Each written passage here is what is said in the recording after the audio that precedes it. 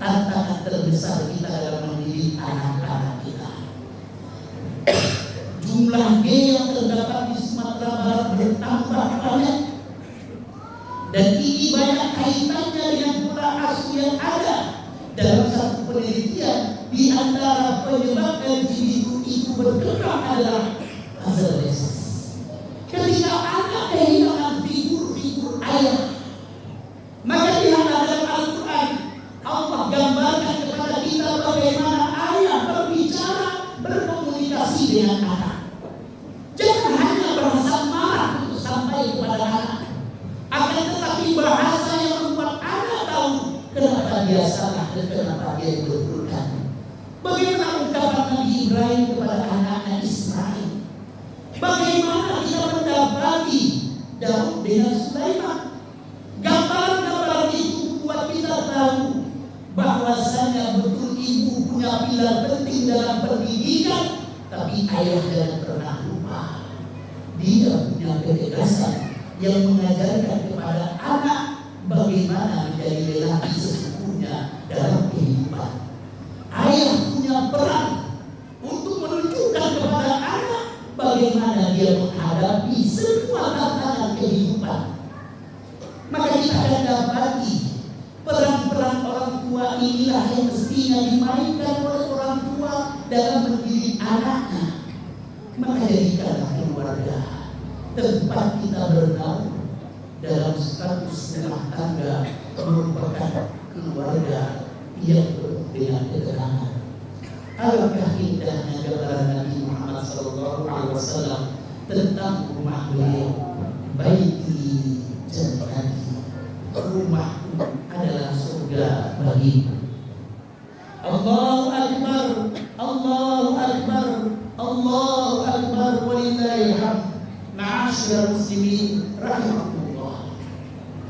Ketika orang tua punya kewajiban dalam mendidik anak-anaknya untuk taat kepada Allah dan berbakti kepada kedua orang tua, dan dia juga berkewajiban agar menanamkan kepada anak sikap yang tepat dalam kehidupan. LGBT yang merupakan tangan pergaulan muda-mudi yang begitu lepasnya pada waktu sekarang ini mesti menjadikan orang tua semakin arif. Jangan sampai begitu bebasnya anak minta izin pada orang tua untuk pergi dengan laki-laki yang tidak pernah kita kenal, padahal waktu malam yang akan mereka lewati. Hanya karena usia anak perempuan kita sudah semakin maju, lalu membuat kita khawatir dan kita langgar aturan-aturan yang ditetapkan dalam Islam. Kembalilah kepada fitrah sesungguhnya. Kebahagiaan kita hanya ketika kembali kita kepada ajaran Islam sesungguhnya. Kita akan mendapati kebahagiaan dengan kebahagiaan yang ada. Khairukum khairukum li ahlihi wa ana khairukum li ahli. Yang kedua berkaitan dengan keluarga adalah bagaimana kemudian suami dan istri dalam berumah tangga. Hal yang ini yang kita dapatkan begitu banyak perceraian terjadi. Datanglah ke kantor KUA, tanyakanlah data tentang perceraian. Maka kita akan terkejut dengan begitu besarnya data perceraian yang terjadi. Terutama sekarang ini wanita lah yang minta cerai kepada suaminya. Apa yang membuat rapuh begitu rapuhnya rumah tangga kaum muslimin, sehingga masalah sedikit saja bisa meruntuhkan rumah tangga mereka. Kembalilah kita memahami ayat yang biasa kita dengar, ayat yang biasa kita baca ketika kita mendapatkan surat undangan pernikahan. Kita lupa seakan-akan dia merupakan penghias surat undangan saja, padahal ayat tersebut merupakan ayat yang menjadi pilar kita dalam rumah tangga. Wa min ayatihi an khalaqa lakum min anfusikum azwajan litaskunu ilaiha.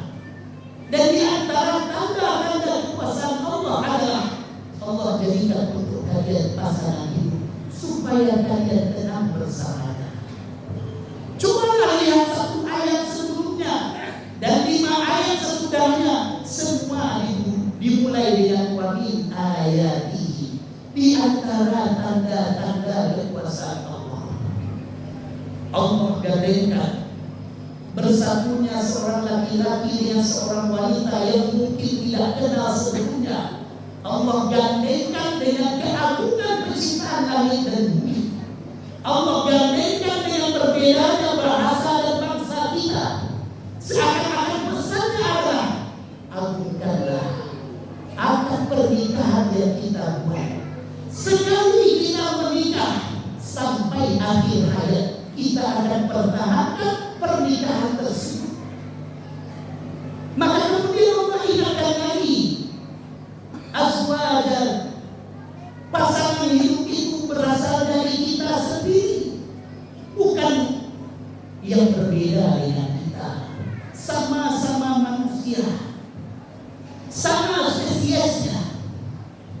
Sebagaimana kita tidak sempurna, maka pasangan hidup kita juga tidak sempurna.